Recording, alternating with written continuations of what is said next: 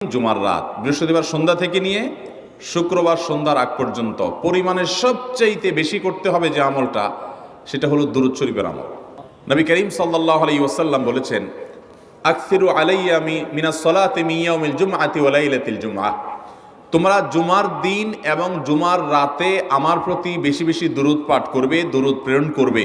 ফা ইন্না সালাতাকুম মা'রুদাতুন আলাই, কারণ তোমরা যে দুরূদ পাঠ করো এটা আমার কাছে পেশ করেন আল্লাহর ফেরেশতারা, এবং রীতিমতো নামধাম সহকারে আল্লাহর একদল ফেরেশতা নিয়োজিত আছে। তারা বলেন, আল্লাহ, হে আল্লাহ রসুল, আপনার অমুক উম্মত, অমুক অনুসারী, আল্লাহর অমুক বান্দা পৃথিবীর অমুক প্রান্ত থেকে, অমুক দেশ থেকে, অমুকের সন্তান, সে আপনার প্রতি দুরূদ পেশ করেছে জুমার দিনে, জুমার রাতে বা অন্য সময়ে। এটা নবী করিম সাল্লাল্লাহু আলাইহি ওয়াসাল্লামের কাছে রিপোর্ট দেওয়া হয় আল্লাহর নিযুক্ত ফেরেশতাদের মাধ্যমে। এই জন্য শুক্রবার দিন এবং রাত, অর্থাৎ বৃহস্পতিবার সন্ধ্যা থেকে নিয়ে শুক্রবার সন্ধ্যা